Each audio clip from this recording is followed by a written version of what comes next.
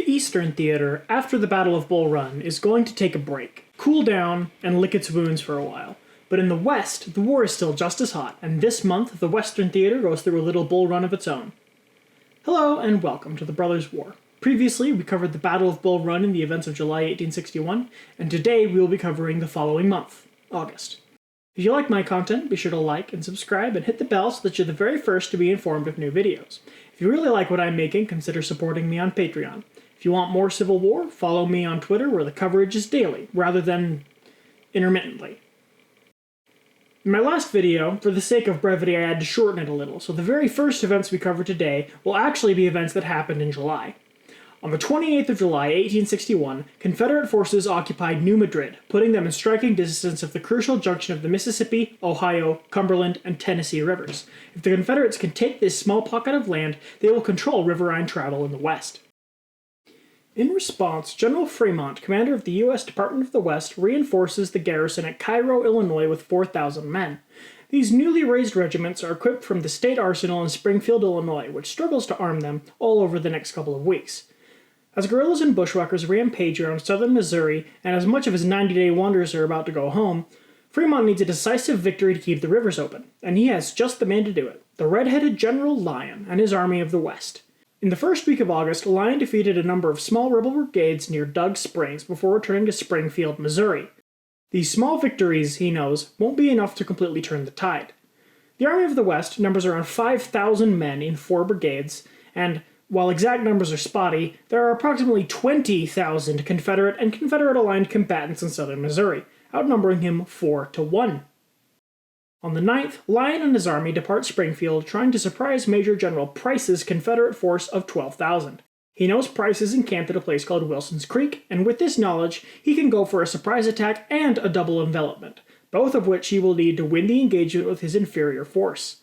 Lyon will command 2 brigades and attack Price's front, while Colonel Franz Sigel will swing around with the 3rd Brigade, a battery of artillery, and 2 companies of cavalry to attack the rear. The battle opens at 5 a.m. with an artillery bombardment, but the Confederates aren't terribly surprised, and they take cover behind a wooded ridge. The Union pushes and drives the rebels into the hill. Then Sigel arrives and takes them in the rear, driving the Secesh up onto the top of a wooded ridge that will later be called Bloody Hill.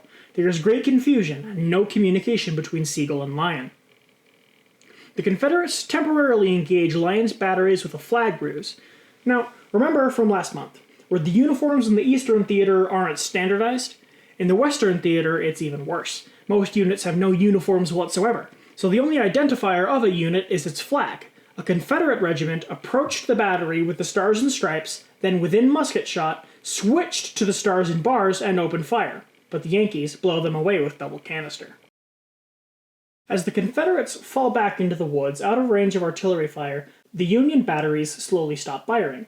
Sigel hears this, and he assumes that it means the batteries have been taken by the enemy. He moves down the road with his brigade and is informed that friendly troops are approaching, but this is another ruse. Sigel's brigade is whipped, as the totally fresh 3rd Louisiana break his column and collapse his flank.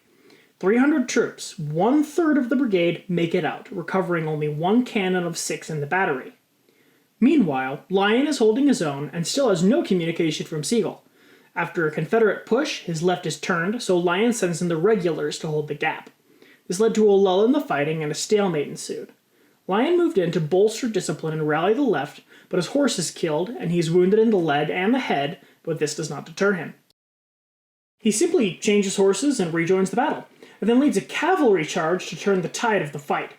Seeing the cavalry charging in, the 1st Kansas and 1st Iowa Infantry fix bayonets and charge in after him. At about 9 a.m., Lyon is mortally wounded and is carried away dying from the field. After 4 hours of fighting, the Union has reclaimed the Confederate ridge. Command passes from Lyon to Sturgis, who has no idea where Sigel is. The Confederates attack in another ruse. The Union pushes them back, but the rebels reform and charge again. Sturgis orders a retreat after 6 hours of fighting at 11 a.m., and his brigades march back to Springfield. They are rejoined by Sigel's brigade on the way back and arrive at Springfield again at 5 p.m. The Army of the West has suffered 223 killed, 721 wounded, and 291 missing. The Confederates suffered 265 killed, 800 wounded, and 30 missing. to be recovered by the rebels. Confederate General Price orders his body returned to Springfield. However, Sigel takes command of the Army of the West and orders it to retire from Springfield, going all the way to Rolla, 100 miles north. Lyon's body is left behind again. After some time, Lyon's remains would finally arrive in Hartford, Connecticut. And with Lyon dead, it seems like the odds are heavily against the Union in the West. This is clearly a major defeat for the Union, but as of right now, Price is not looking to push his luck any further on the rivers. He will maintain his highly defensible position, waiting for reinforcements from downriver. But the news of Lyon's defeat and death is a massive blow to the credibility of the counterinsurgency that the federal government is trying to run in Missouri, and riots break out in St. Louis on the 13th. General Fremont declares martial law the day after, and requests reinforcements from the Department of War on the 15th. But for now, it's time to introduce a character that I guarantee we will be following with great interest over the course of the war. Because on the 29th, Ulysses S. Grant receives command of the critical District of Southeastern Missouri, with the task of protecting the crucial junction of the Ohio and Missouri rivers.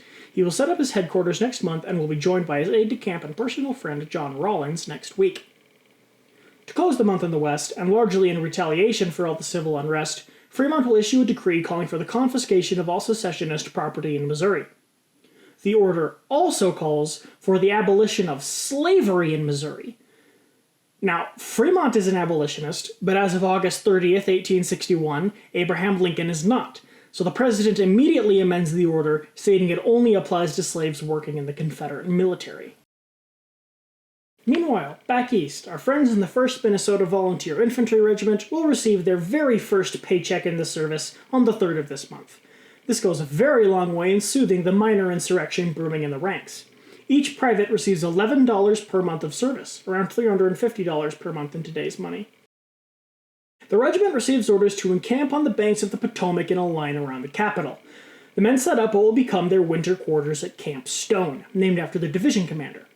Picket duty is light, and conversation with the enemy is occasional. The 5 months they'll spend near Edwards Ferry will prove to be the easiest of their service. Their only mission at this time is guard duty at the ford. With very little to do, they sometimes converse with the enemy unit across the river, a Virginia regiment, trading newspapers and southern tobacco for imported northern coffee. It's not like the Minnesotans could buy anything in the middle of a field in Maryland anyways. But as things are settling down for the Minnesotans, in the far western theater beyond the Mississippi, things are picking up, as the Confederate Army of New Mexico attacks Fort Stanton in the New Mexico Territory, taking it without a fight. This is substantial progress for General Sibley and Colonel Baylor, Sibley commanding the army and Baylor commanding the detached 2nd Texas Cavalry.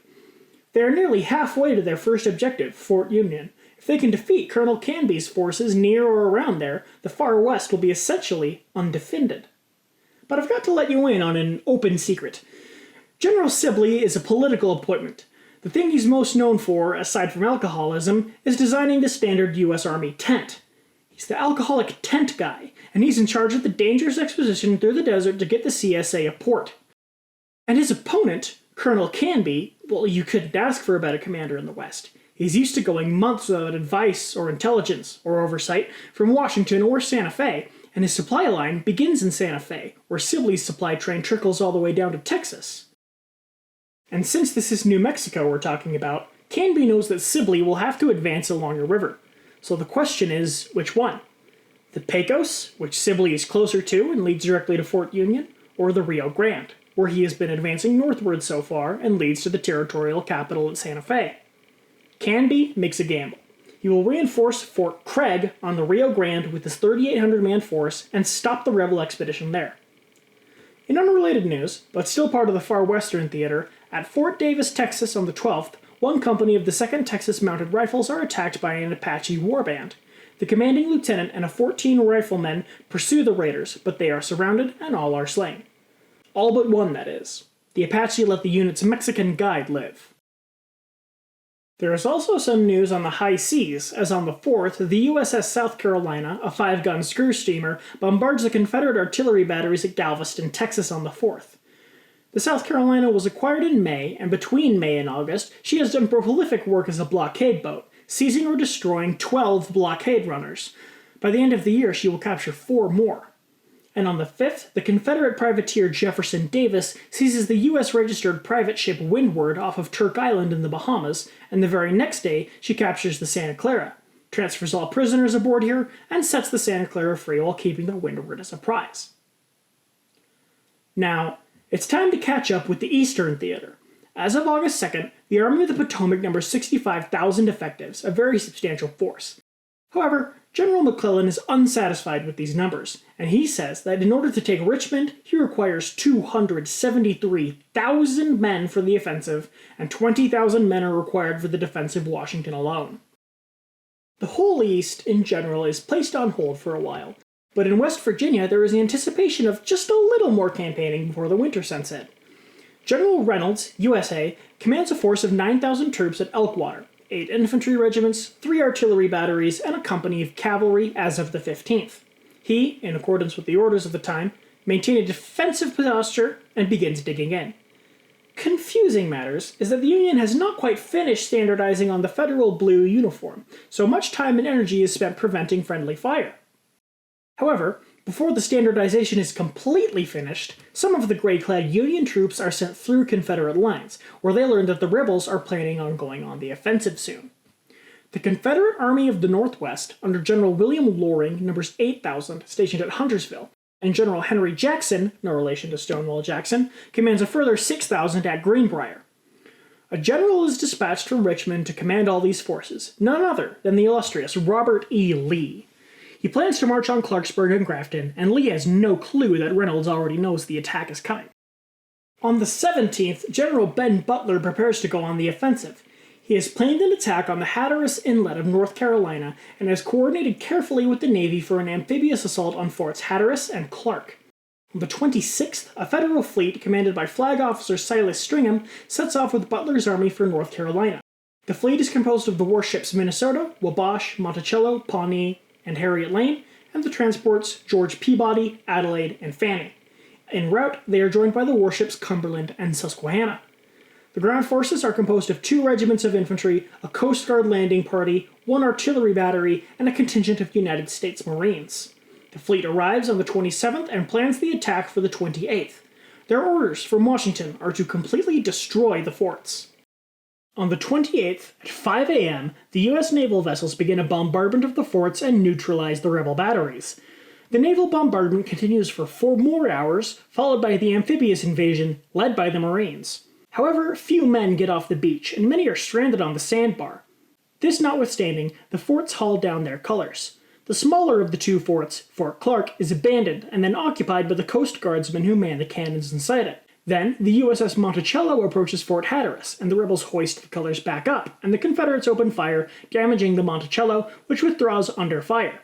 Then, the Minnesota, Pawnee, and Susquehanna ease up and begin pounding the fort for hours. The artillery duel continues until nightfall. The rebels are exhausted and battered, too tired to stand, and Colonel Martin passes command of the fort to Flag Officer Barron, who commands the rebel ships at anchor in and around Pamlico Sound. During the night, the Army artillerymen are replaced by fresh Navy cannoneers under the cover of dark. Early in the morning of the 29th, General Butler leaps from the deck of the USS Minnesota, swims to the shore, and informs the troops at Fort Clark that they are still in range of the batteries at Fort Hatteras and need to take immediate action to avoid a costly fort-to-fort artillery duel. Back at Fort Clark, the Union troops abandon their positions, since they're in range of the batteries at Hatteras, but place a battery of 3 cannons just out of range, seeking to deter the further reinforcement of Fort Hatteras. At 10:30 a.m. on the 29th, a white flag is raised over Fort Hatteras, seeking to surrender, with Flag Officer Barron asking only for full honors of war. Butler and Stringham refuse. In light of yesterday's ruse, Barron doesn't deserve the gentlemanly ritual of marching past with drums beating, flags flying, and bayonets fixed. But facing another bombardment, the Confederate garrison surrenders without honors. The surrender occurs on the deck of the USS Minnesota. The Union losses are 1 killed, 2 wounded. Confederates, 5 killed, 51 wounded, 715 captured, and 2 forts captured.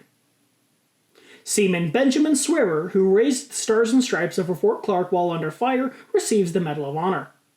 The forts are never destroyed, after General Butler convinces General Scott to let them stand. Some closing notes to round out the month. On the 1st, Brazil continues the pattern set by all the other powers and declares neutrality in the conflict. On the 2nd, the US Congress authorizes Lincoln's request of 500,000 troops and allocated an additional $5 million to the War Department. On the 5th, the US Army abolished flogging as a form of punishment for derelict troops. Officers will have to be more humane, or more creative. Departments also receive a mix-up as the US Army is reorganized, as the Department of Kentucky is incorporated into the Department of the Cumberland, and on the 17th, the departments of Northeast Virginia, Washington, and Shenandoah are consolidated into the Army of the Potomac and no longer have standing armies of their own. They now report to General McClellan. On the 16th, Lincoln terminates all trade agreements from the federal government to the seceded states and prohibits the states remaining in the Union from entering into trade agreements with the seceded states. The Union gets 2 major generals this month. On the 17th, as John E. Wool is recalled from retirement to replace General Butler as the commander of Fort Monroe and in charge of the direction of the war at the crucial Hampton Roads port. And also on the 19th, as Henry Halleck gets his 2nd star at the urging of Winfield Scott. Halleck is at this time best known as a military theoretician and historian. And recall in the US Army, Major General, that's 2-star general, is the highest formal rank. The Confederacy is handing up out to 4 stars, by the way. And finally, on the 23rd, the Cherokee Nation joins the Confederacy. Thanks for watching. If you liked it, give it a like, and if you didn't, a dislike. In the comments, you can leave suggestions for special episodes, questions for the Q&A, and whatever else you'd like to put there. I'd like to give a very special thanks to my patrons, my dad, and Hestia. Please be sure to share this video with a history buff in your life, and I'll see you next time, where the war will continue in West Virginia and in Missouri.